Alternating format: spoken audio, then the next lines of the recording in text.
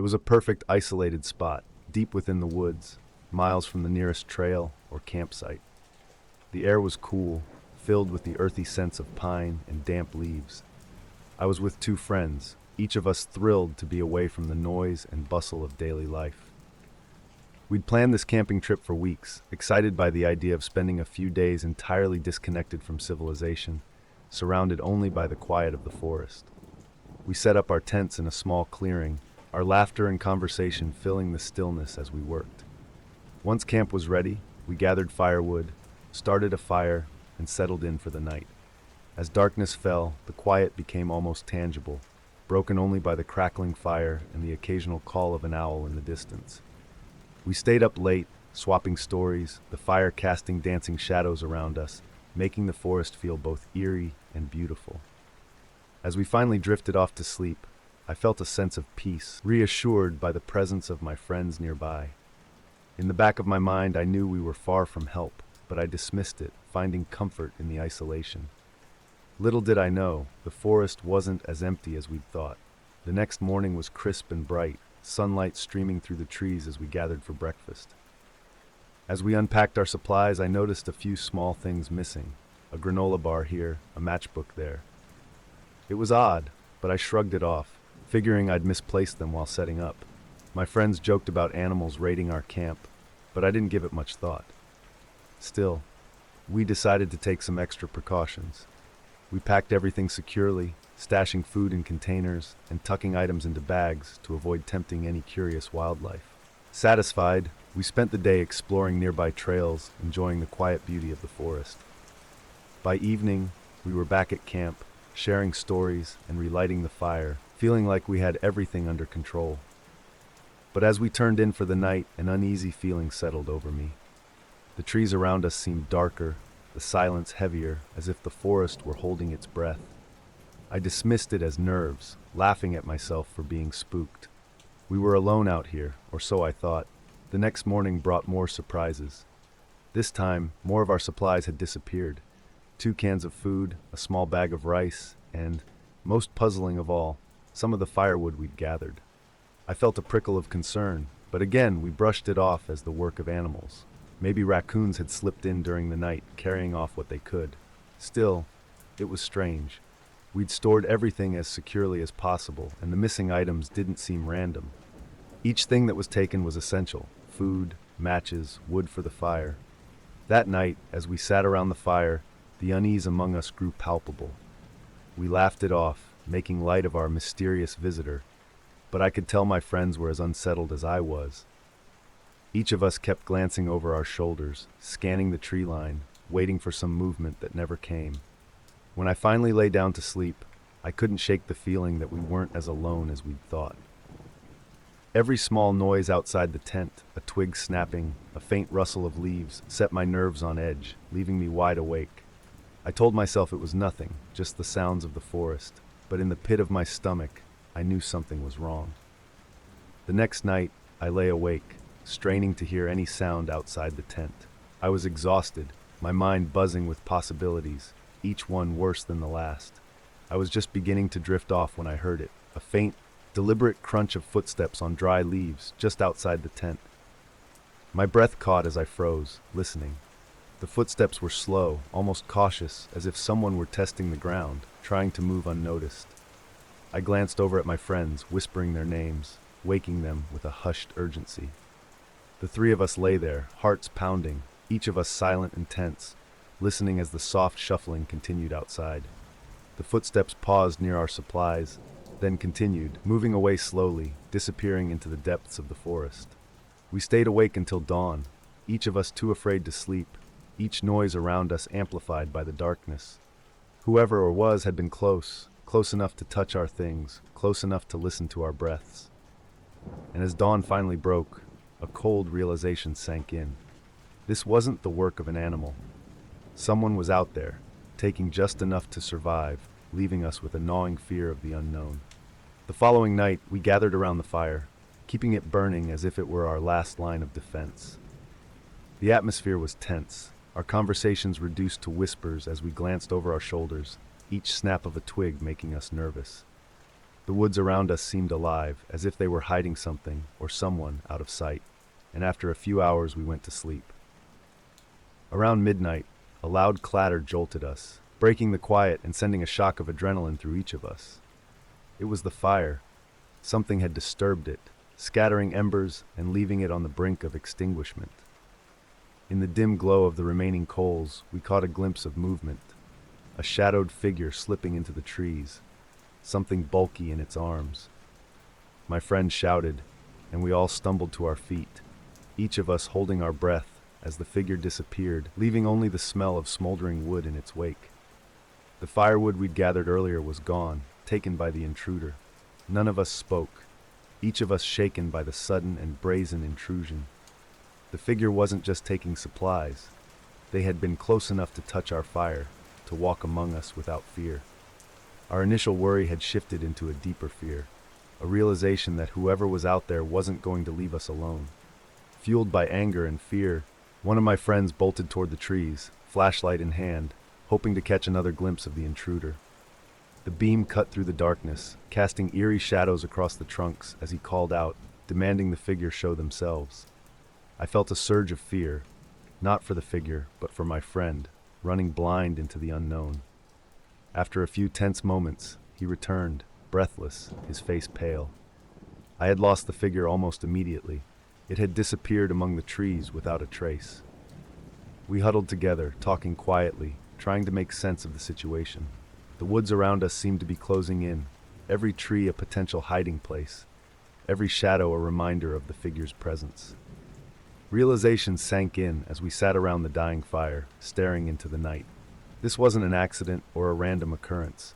Someone was living out there, watching us, waiting for the right moments to take what they needed. And now that they knew we were aware of them, there was no telling what they'd do next. None of us wanted to stay another night. The encounter had shaken us deeply, leaving us unwilling to risk another confrontation. We decided, in hushed agreement, to pack up and leave as soon as possible. Moving quickly, we dismantled our tents, stuffing our belongings into backpacks, all while casting nervous glances into the darkness. The forest had changed. The friendly quiet of the first night was now oppressive, each rustle in the underbrush a potential threat. The trees seemed to loom over us, as if aware of our fear, amplifying our sense of vulnerability. We felt exposed, knowing that somewhere out there, hidden among the shadows, was the figure who had been lurking just beyond our sight. The tension was thick as we prepared to leave, each of us struggling to suppress the urge to run. With our bags packed and fire extinguished, we made our way along the narrow path out of the campsite, our flashlights illuminating only a few feet ahead. Each of us walked in silence, straining our ears for any sound of pursuit, aware that we were leaving more than just a campsite behind. We were leaving an unsettling mystery, a presence that felt all too aware of our departure. The walk back to the trailhead felt endless. The woods around us were cloaked in shadows, each step forward taking us deeper into a darkness that seemed to press in from every side. Every snap of a twig and rustle of leaves heightened our senses, making us flinch and quicken our pace. The forest was silent, yet we could feel a presence, an invisible weight that followed us, lingering just outside the reach of our flashlights. It wasn't until we broke through the edge of the forest into the open that we allowed ourselves to breathe.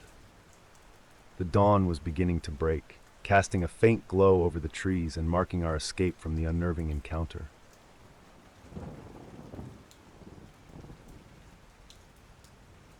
Running had always been my escape. Each morning, just as the sun began to rise, I'd head out to the familiar trail near my house, welcoming the quiet solitude of the early hours. The path wound through a small wooded area, lined with tall trees that filtered the morning light, casting a soft, golden glow on the leaves. I loved how the world seemed to pause in those moments, like I had a little piece of the day all to myself. The trail was empty as usual, with only the sound of my footsteps and the occasional rustle of a squirrel or bird. I settled into my rhythm, the steady beat of my shoes on the dirt soothing and grounding. Running here felt like home.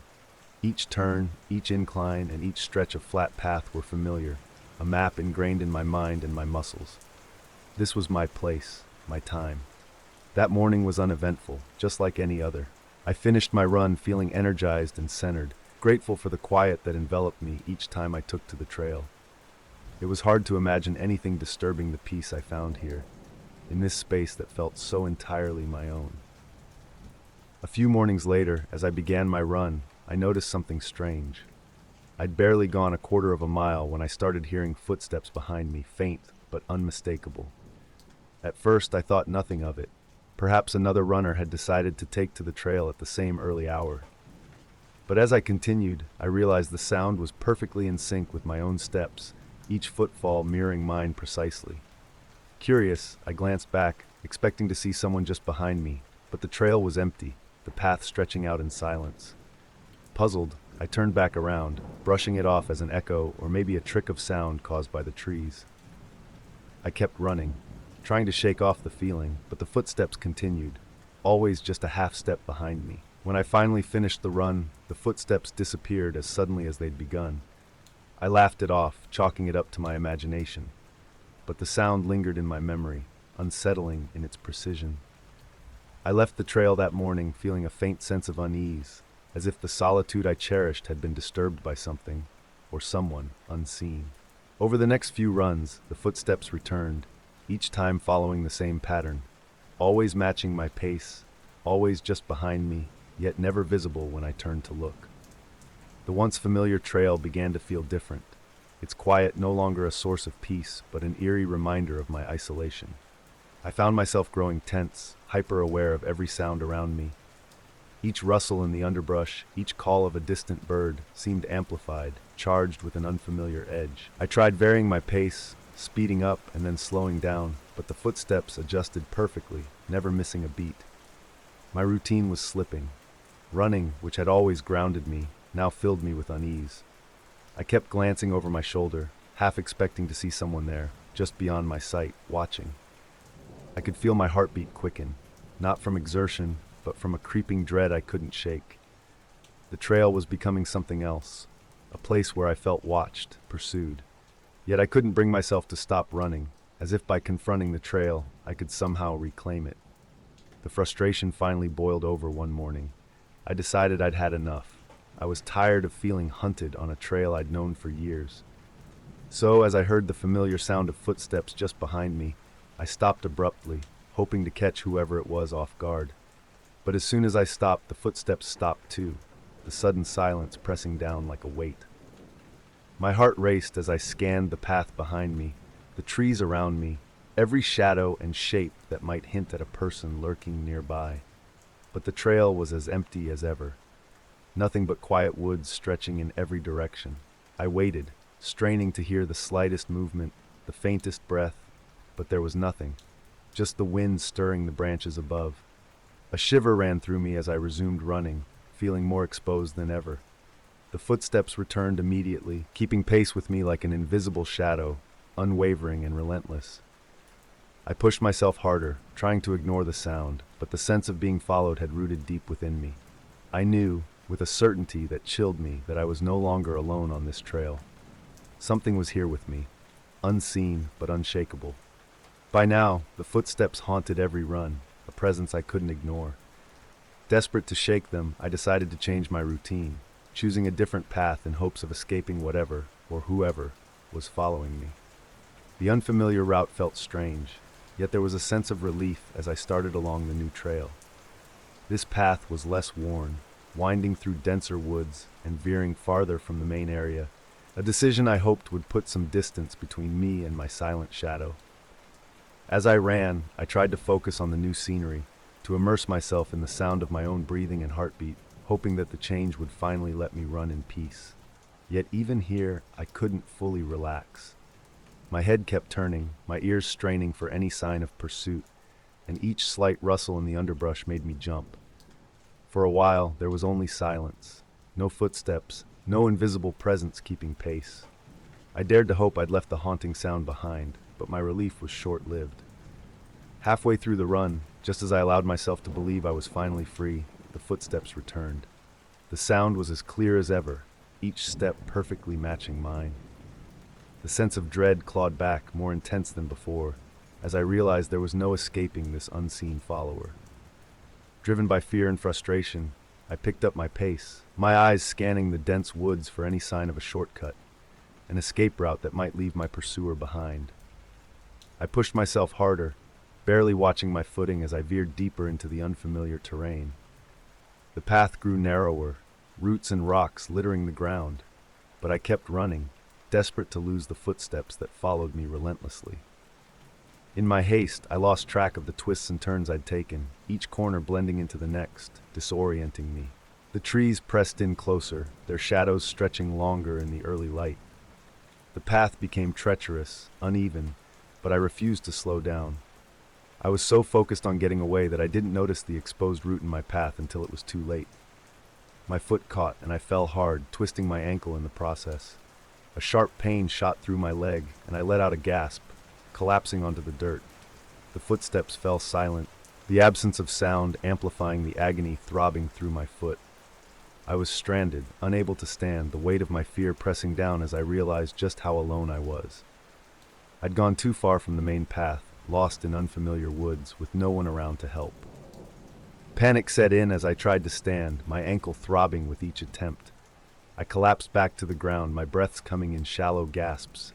I shouted into the silence, my voice echoing through the trees, but there was no answer. The woods stretched around me, vast and unyielding, every shadow suddenly feeling like a threat.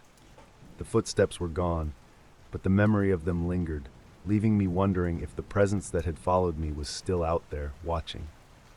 The minutes felt endless as I sat there, my mind racing with worst-case scenarios. I shouted again, the sound of my voice lost among the trees. I was about to give up hope when at last I heard something, another voice, faint but unmistakable, answering my call.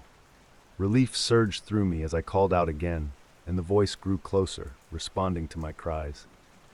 After a tense few moments, a figure emerged from a nearby trail, a hiker who'd heard my shouts. He made his way over, concern etched on his face as he saw me on the ground. I explained my situation as he helped me to my feet, offering support as I tested my injured ankle. The pain was still intense, but with his help, I managed to limp forward, away from the area that now felt like a prison. The hiker guided me carefully along the unfamiliar path, keeping his grip steady as we made our way back toward the main trail. I felt an overwhelming sense of gratitude, not only for his help, but for the simple presence of another person. The sense of isolation that had haunted me for so many mornings finally lifted, replaced by the comfort of companionship.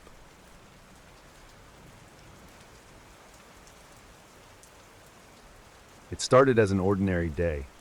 I was picking up a few things from the grocery store, lost in thought as I moved through the aisles, barely aware of the people around me. I'd chosen this time because it was quieter, less crowded. As I approached the checkout, I noticed a man standing off to the side, looking in my direction. He had an odd expression, something between a smirk and a stare, that made me feel momentarily self-conscious. When I moved past him to reach the register, he spoke, glancing into my basket with a faint smile. "Ah, you always go for that brand, don't you?" The comment threw me off. It was the brand I usually bought, but I couldn't recall ever seeing this man before. I managed an awkward smile, assuming it was just a strange coincidence, and quickly checked out, brushing off the encounter as an odd but harmless incident. On the drive home, though, I couldn't shake the strange feeling his words had left. I'd never been one to attract attention, and the man's comment had felt oddly personal, as though he knew me better than he should. But I convinced myself it was nothing, just a random interaction that meant little. I let it go, unaware that this was only the beginning. A few days later, I went to another store to pick up some things I'd forgotten. As I browsed, I caught a glimpse of someone familiar in my peripheral vision. I turned, feeling a jolt of recognition as I saw the same man from the grocery store, standing a few aisles away. He wasn't shopping. He was just there, watching me. My stomach twisted with discomfort, but I brushed it off, telling myself it was just a coincidence. People frequented similar stores all the time, right? I ignored him and continued with my shopping, doing my best to focus on the items in front of me.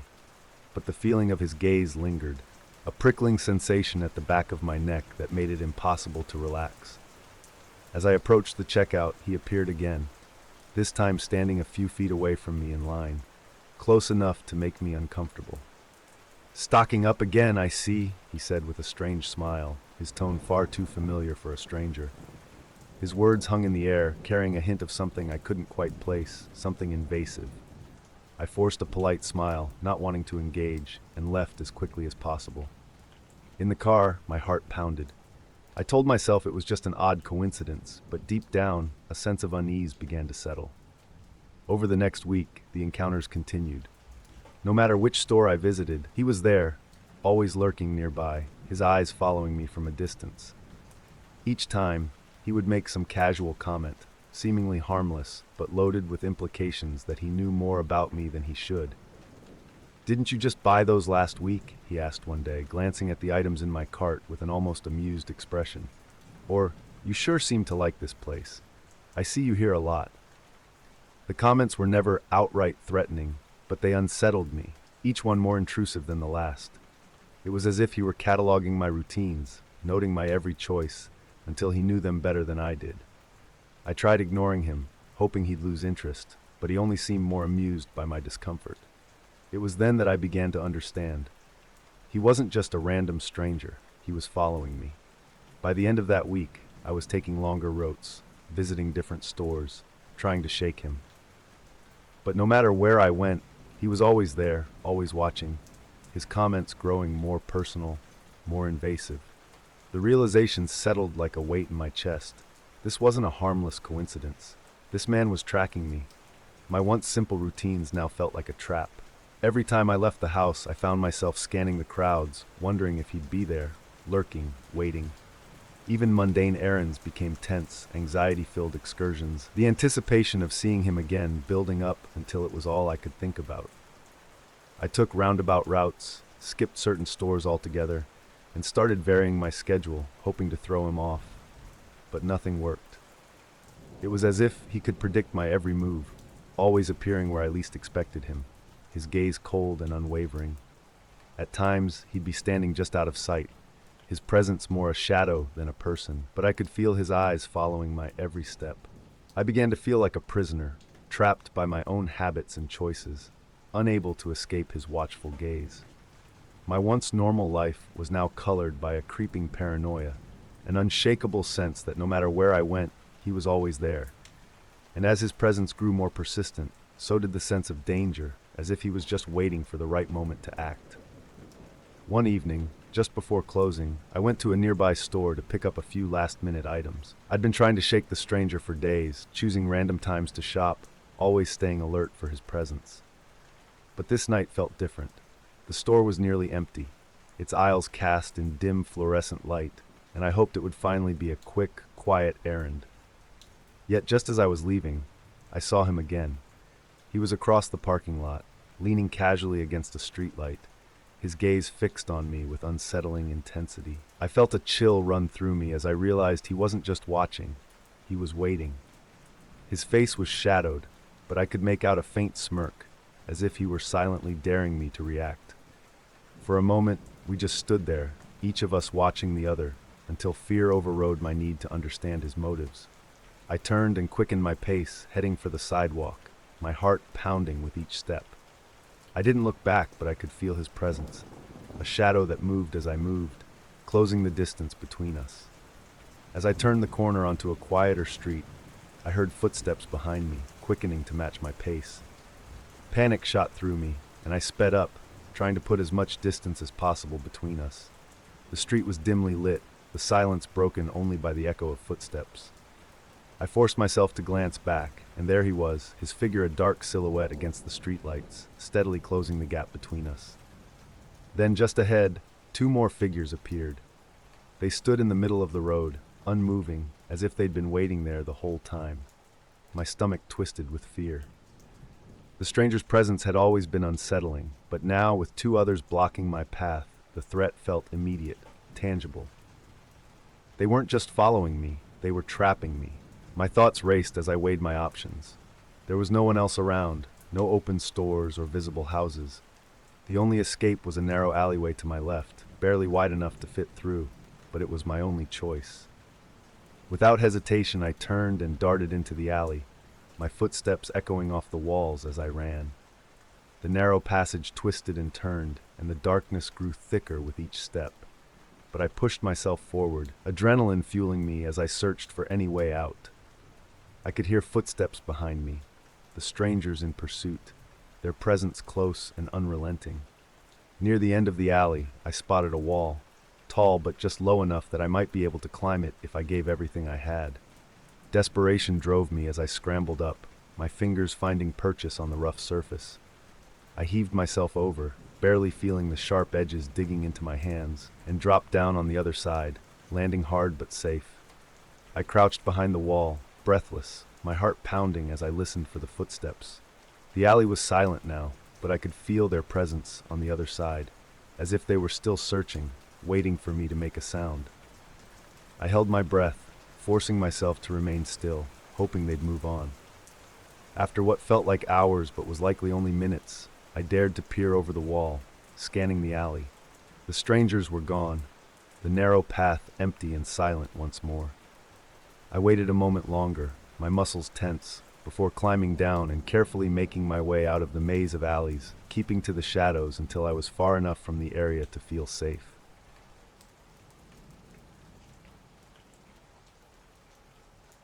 The day was ordinary, a routine afternoon where I found myself moving through the familiar bustle of the city. The streets were alive with activity, people chatting on corners, street vendors calling out to passersby, the distant hum of traffic. I liked these busy areas, the anonymity they offered, the comforting buzz of voices around me. I was lost in my thoughts, barely paying attention to where I was going, absorbed in the rhythm of the city. As I was about to cross a street, I felt a small tug on my sleeve. Looking down, I saw a young child, maybe 7 or 8 years old, staring up at me with wide, worried eyes. "Can you help me?" they asked, voice barely a whisper. The look on their face was enough to make me stop in my tracks. "Are you lost?" I asked, glancing around to see if anyone nearby looked like they might be with them. But no one seemed to notice the child's presence. The crowd continued moving past, indifferent.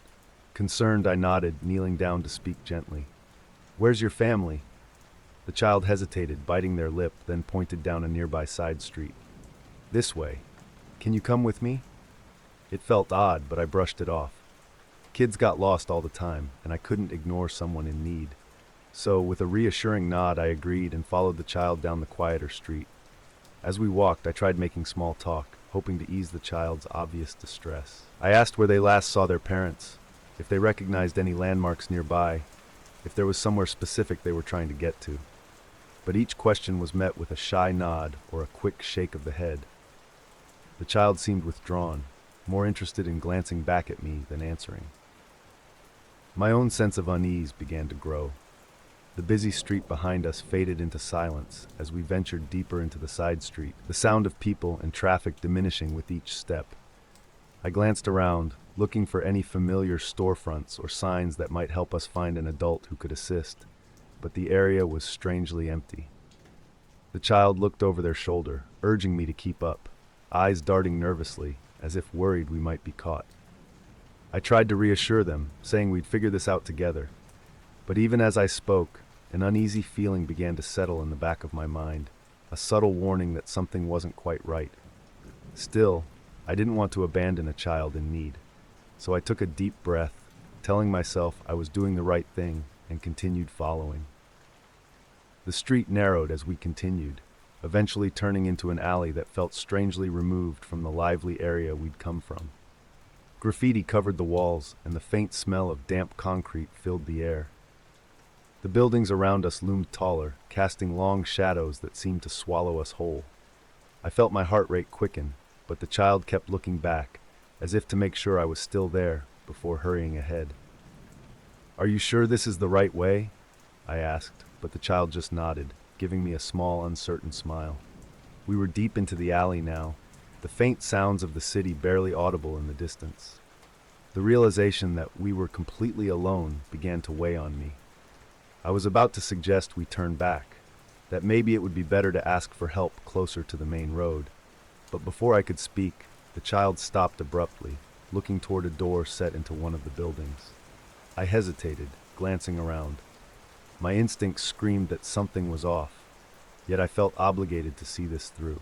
The child stepped back, and before I knew it, the door next to them swung open with a jarring slam.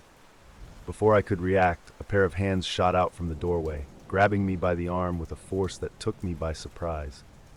I tried to pull back, but the grip was iron strong, yanking me forward before I had a chance to resist.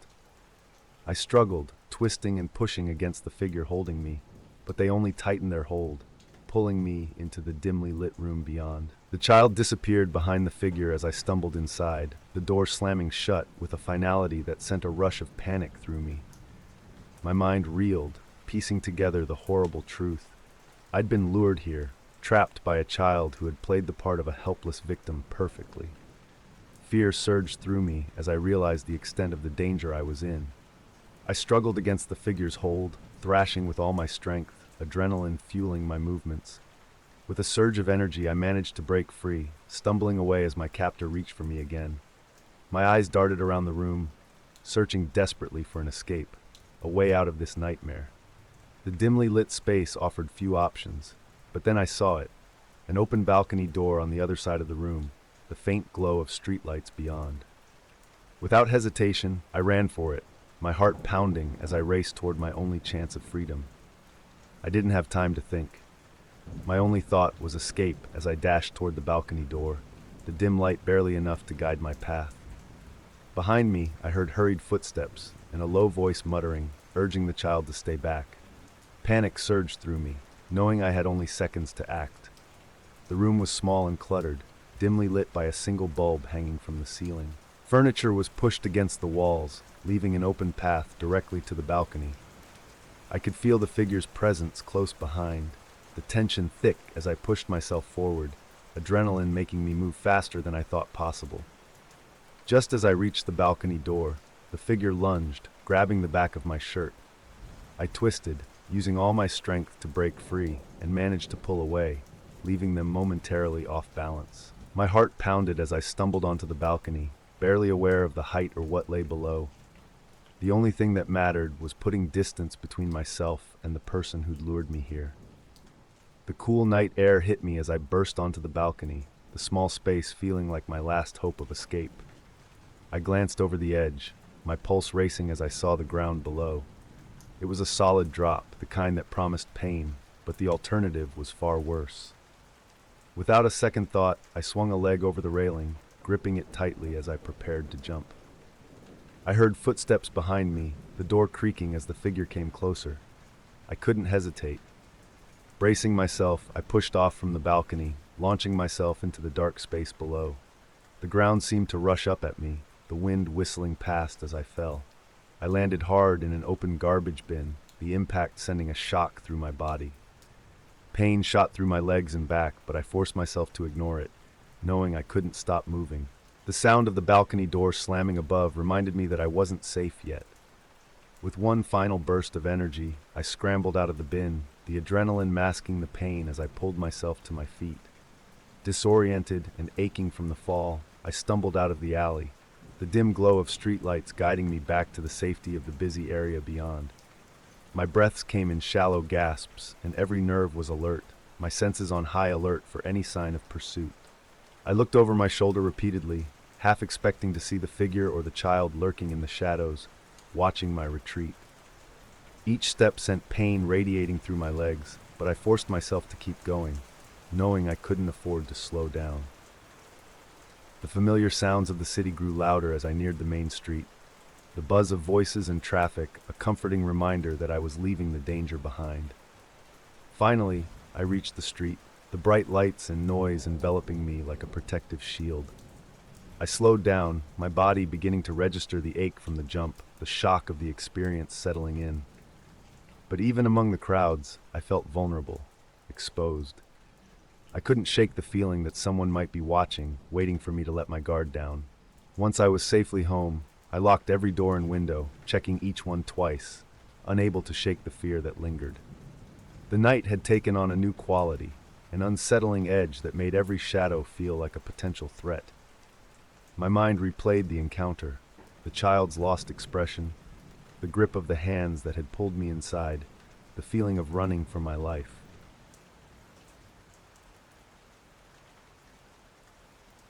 It was an ordinary day until our teacher announced they'd be taking some time off. The substitute teacher walked into the classroom, a man in his 40s with a polite smile and a clipboard in hand. He introduced himself as Mr. Wilkes, taking a few moments to tell us about his background and experience in teaching. At first, he seemed friendly enough, greeting each student and showing interest in the subject, determined to keep up the class's momentum. During roll call, he made a point to learn each of our names, pausing slightly when he got to me, as if my name was particularly intriguing. I shrugged it off, thinking nothing of it. Just another teacher trying to establish a good rapport with the class. As the class went on, though, I caught him glancing my way more than once, watching my reactions as he explained the lesson. It was subtle, but enough to feel a little strange. Still, I convinced myself he was just trying to engage everyone and brushed it off as a harmless gesture. When the bell rang, he approached me, asking about my interests and goals for the semester. I answered politely, not wanting to seem rude, and he nodded intently, as if memorizing every word. I left the classroom with a faint sense of unease, but I reasoned it was just nerves over having a new teacher. After all, substitutes were often just trying to fit in, weren't they? Over the next few days, Mr. Wilkes seemed to take a particular interest in me. He'd single me out during class discussions, often asking for my opinion on things unrelated to the subject. When I answered, he would smile and nod, lingering as though expecting more. I started noticing how often he'd watch me from across the room, as if assessing my every movement. At first, I chalked it up to his enthusiasm for teaching, maybe even a specific approach he took to encourage participation. But his questions grew more personal, going beyond schoolwork. "What do you like to do outside of class?" he asked one day. Caught off guard, I muttered a vague answer, hoping he'd drop the subject, but he pressed on, asking about my hobbies and friends. The attention felt strange, overly familiar, yet I didn't want to seem disrespectful. I tried to keep my answers brief, politely nodding and ending conversations as quickly as I could. But a nagging feeling crept in, one I couldn't shake. Why was he so interested in me specifically? It wasn't long before his questions turned uncomfortably intrusive. Mr. Wilkes began asking about my family, where I lived, and even what time I typically got home. Each question was framed as friendly curiosity, but I couldn't ignore the feeling that he was crossing a line. I noticed him showing up in places I normally went between classes, like the library or the hallways I frequented. It was as though he'd mapped out my routine, finding subtle ways to insert himself into my day. One afternoon, he appeared in the cafeteria, nodding at me with that same intense smile. My friends exchanged glances, picking up on my discomfort. "Is he always like that with you?" one of them asked, and I felt a pang of validation. It wasn't just my imagination. They saw it too. The feeling of being watched grew unbearable. Everywhere I went, it felt as though his eyes followed me, assessing my every move. I started changing my routine, trying to avoid him, but he seemed to always know where I'd be. I felt trapped, unsure of how to express my discomfort without seeming overdramatic. By now, the school, a place I'd always felt comfortable in, felt almost foreign, tainted by Mr. Wilkes's constant presence. Each class with him became a lesson in enduring his scrutiny, trying to avoid his gaze as he watched me with that unreadable look. Even in the hallways or common areas, I couldn't shake the sense that he was nearby, waiting for an opportunity to engage me in conversation. He found excuses to talk to me between classes, asking about my weekend plans, who I was spending time with, even questioning why I hadn't answered some of his previous questions in detail. His tone remained calm, as though this were all normal, yet each interaction made me feel increasingly trapped. I started to dread seeing him, counting down the days until my regular teacher would return. My friends noticed my unease, offering sympathetic looks and sometimes staying close by, but there was only so much they could do. I felt isolated, as though I were carrying a secret that no one could truly understand. The once familiar hallways now felt cold, like they were closing in on me, and my sense of safety faded with each passing day. The next day, I decided to take steps to distance myself from Mr. Wilkes. I made a conscious effort to keep interactions brief, and avoid eye contact, hoping he'd take the hint. During class, I focused intently on my work, making sure not to look in his direction, and left the room as quickly as possible when the bell rang. But Mr. Wilkes seemed to pick up on my withdrawal. He began catching me in the hallways, trying to initiate conversation and asking questions that he claimed were for my benefit. His tone had shifted subtly, still polite, but with an underlying insistence that made it clear he wasn't going to let my avoidance slide. He implied that I was resisting his guidance, that I wasn't taking full advantage of what he was offering. The feeling of being watched was now constant, like a shadow following my every move. Each day felt heavier, the routine interactions draining my energy as I tried to stay out of his way. His presence loomed over every corner of the school, and I started feeling trapped, unable to express the discomfort growing within me. I knew I had to tell someone, but a part of me feared it would only make things worse. Finally, I couldn't keep it to myself any longer. After a particularly unsettling day, I confided in a teacher I trusted, one who'd always been approachable and understanding. I described Mr. Wilkes's behavior, the personal questions, his constant presence, and the uncomfortable feeling of being watched. My teacher listened carefully, concern growing in their expression as I spoke. When I finished, they assured me that my feelings were valid, that no student should feel uncomfortable or monitored at school. The relief of having someone take me seriously was overwhelming, like a weight had lifted off my shoulders. My teacher promised to report the situation to the administration, explaining that I wouldn't have to confront Mr. Wilkes directly. The thought of an adult stepping in gave me a sense of reassurance I hadn't felt in weeks. For the first time since Mr. Wilkes had arrived, I felt a glimmer of hope that this situation might soon be resolved. Within days of confiding in my teacher, a surprising announcement came over the school's PA system. Mr. Wilkes's assignment had ended, and he wouldn't be returning. The words washed over me, a mix of relief and disbelief. Just like that, he was gone, with no explanation or farewell to the class.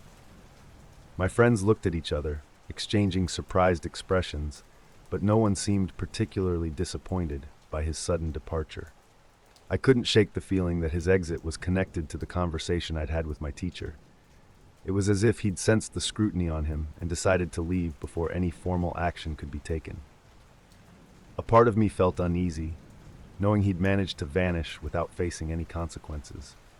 But mostly I felt an immense sense of freedom, as if I could finally breathe again. The school returned to normal, the familiar faces and routines slowly reclaiming the spaces he had haunted. Yet there was a lingering sense of caution within me, a reminder that not everything is always as it seems.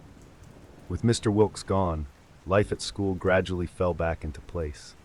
I reclaimed my routine, feeling safe once more within the hallways and classrooms.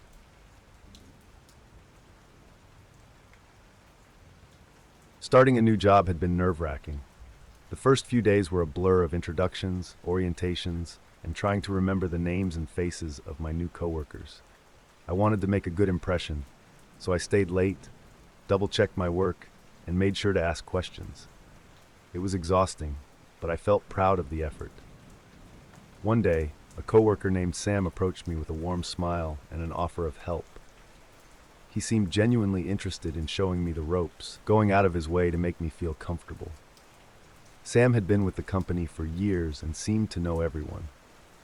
I was grateful for his guidance, especially when he offered tips on handling certain tasks and gave me insight into the team's dynamics. His friendliness felt reassuring, a small relief in the stress of starting fresh. Over the next few days, Sam became a regular fixture by my desk, dropping by to chat or give advice. I told myself I was lucky to have someone so invested in helping me adjust. But even in those early days, there were small moments that made me feel a bit uneasy. Things I brushed off as quirks in Sam's personality. If only I had known how deep his help would go.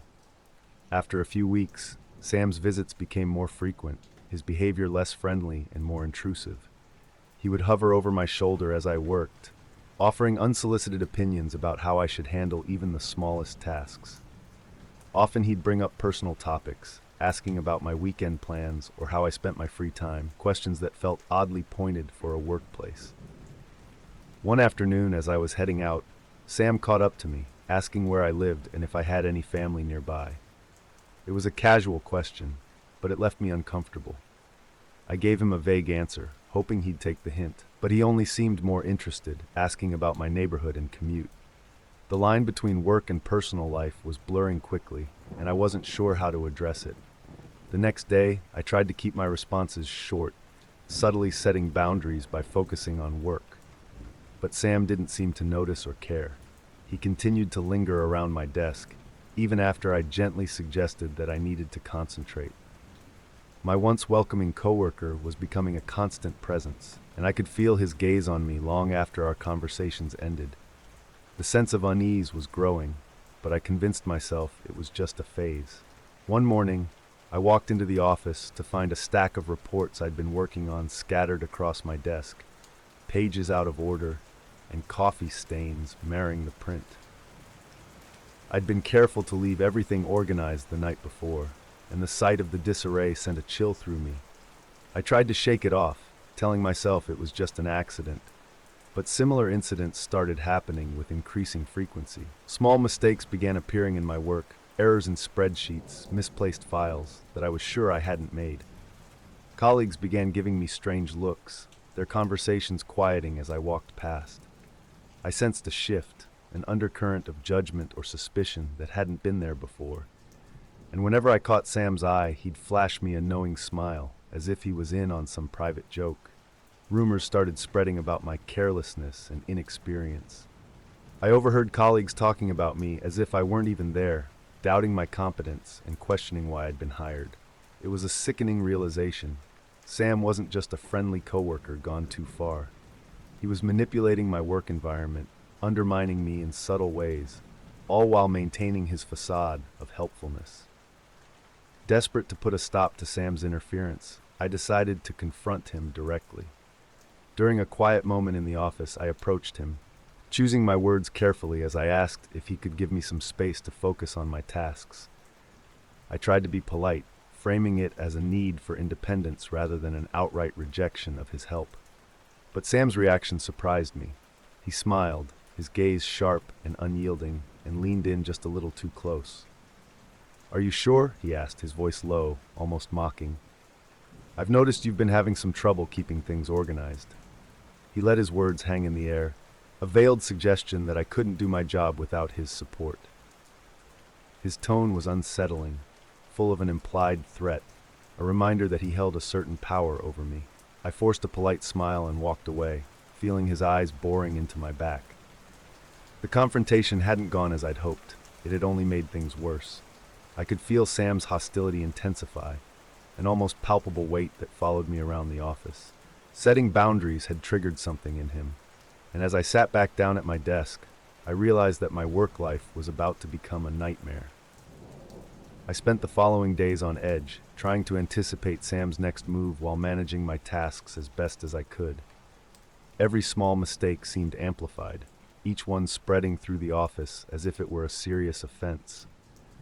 It was clear that Sam was fueling these rumors, stirring doubts about my competence and subtly creating a toxic atmosphere around me. I knew I had to take action, but without proof, any complaint could easily be brushed off. Determined, I began documenting everything. I saved emails, tracked changes in shared documents, and noted every encounter where Sam's interference disrupted my work. I jotted down instances of missing files and disorganized reports, keeping detailed records of anything suspicious. I even started recording the quiet comments and jabs he made when no one else was around. Each piece of evidence felt like a small victory, a step closer to exposing Sam for what he truly was. The tension in the office mounted. Sam seemed to sense my distance, and his intrusions became more frequent and invasive.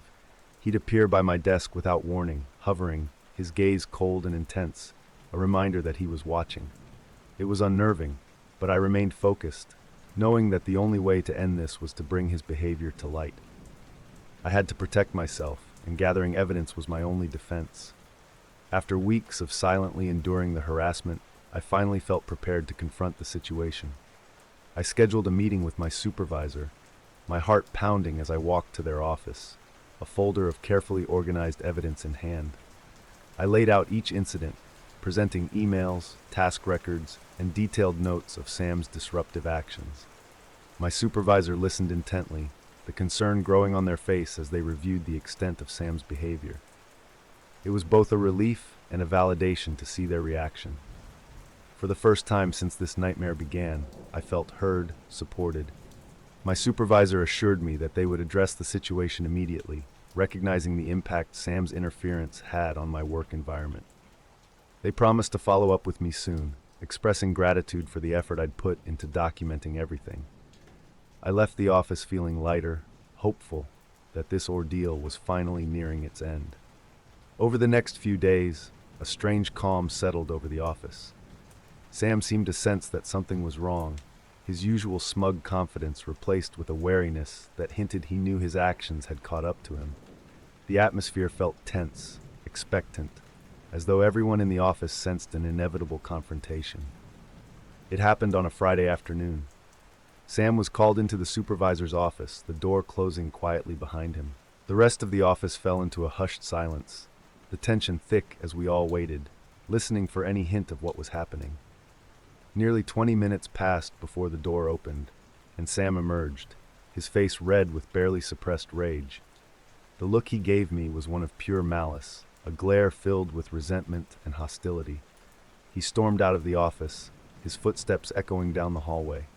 As word spread that he had been fired, a few colleagues glanced at me with expressions of sympathy and understanding, as if they'd finally recognized the truth behind the rumors Sam had spread. I felt a sense of relief, knowing that my work life would no longer be poisoned by his presence. The shift in the office was immediate. My coworkers, once distant, began to greet me warmly, some even offering apologies for their earlier attitudes. I was grateful for the change, but part of me couldn't shake the unease left by Sam's final look.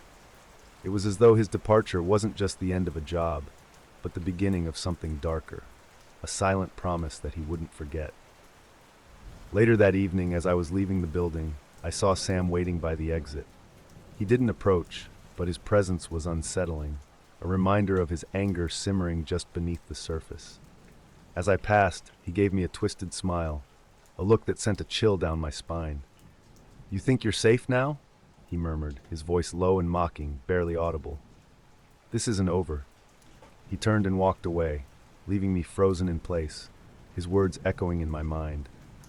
It was a veiled threat, a warning that I'd only delayed his retaliation. I stood there for a long moment, the sense of relief I'd felt earlier fading into a familiar unease. I knew I was free from his daily sabotage, free from the whispers and rumors, but the shadow of his anger lingered, a reminder that some people don't forgive easily.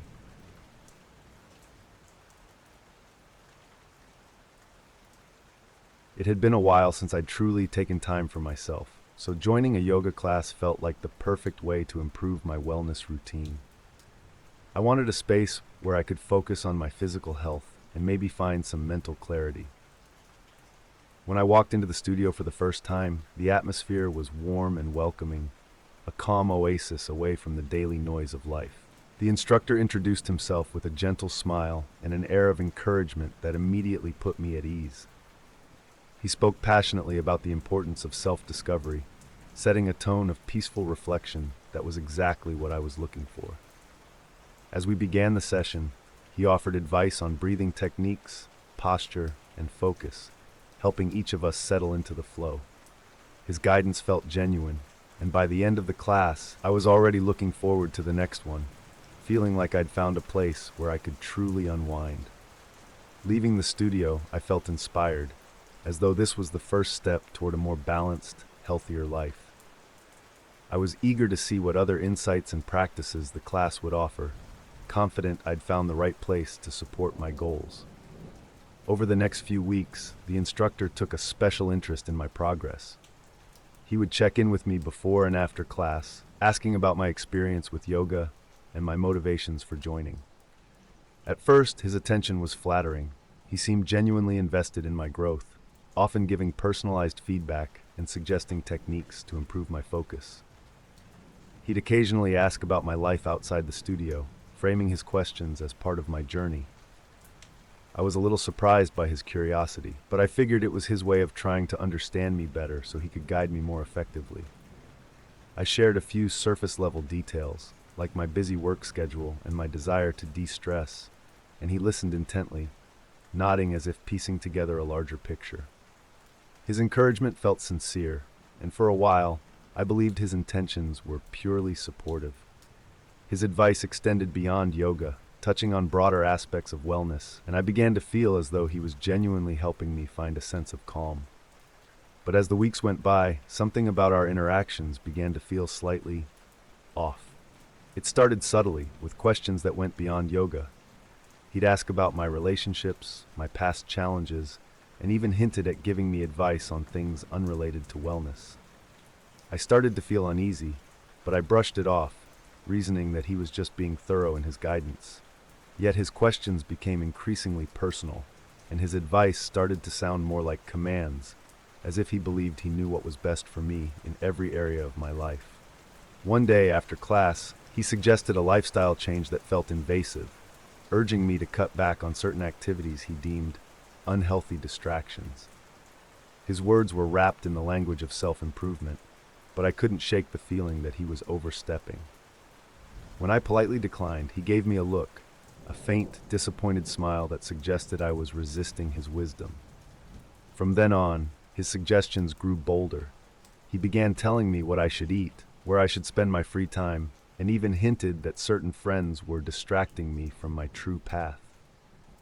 Each comment chipped away at my initial comfort, leaving me wondering if this was really about wellness or something far more controlling.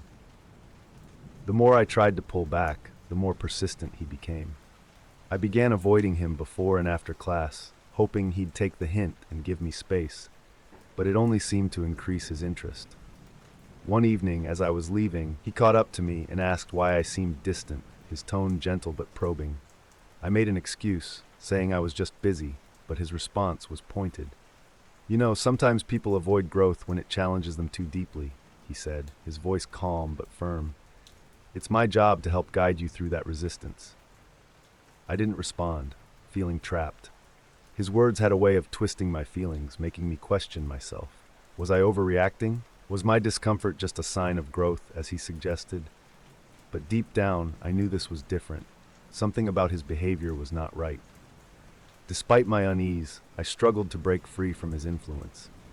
I found myself dreading each class, yet unsure how to walk away without feeling guilty or self-doubting. The yoga studio, once a peaceful escape, now felt like a space of quiet control, and each session left me feeling more trapped than the last. My unease grew until it became impossible to ignore. I felt isolated, as though I were trapped in the instructor's influence and unable to trust my own instincts. Finally, after weeks of growing anxiety, I confided in a close friend, unsure of how she would react. We met over coffee, and as I described the instructor's behavior, she listened intently, her expression shifting from concern to alarm. "This isn't normal," she said firmly when I finished. "He's manipulating you. I think he's using his role as an instructor to control you." Her words felt like a wake-up call. For the first time, I allowed myself to see his behavior as it truly was: intrusive, manipulative, and designed to exert control over my life. With my friend's encouragement, I decided to start documenting our interactions, creating a record of his escalating behavior. She helped me compile everything: emails, notes on conversations, and instances where he'd crossed the line. Knowing I had her support gave me a newfound resolve. With her help, I began to prepare for what I knew had to come next: reporting his behavior. I couldn't let this continue, for my sake and potentially for others in the class who might be going through the same experience. My friend and I spent the next few days gathering as much evidence as possible. Each piece of documentation felt like another layer of protection, solidifying my decision to confront the situation. I discovered that I wasn't the only one who had felt uncomfortable around him. Others from the studio had sensed his invasive nature, though they hadn't experienced it to the same extent.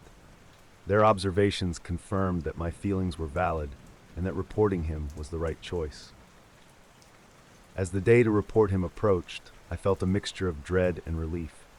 I rehearsed what I would say, the evidence ready to present to the yoga studio's management. It was an emotional process, revisiting all the moments where I'd felt pressured and controlled, but it also gave me strength. I knew that taking action was the only way to regain control over my life. My friend assured me she would support me every step of the way.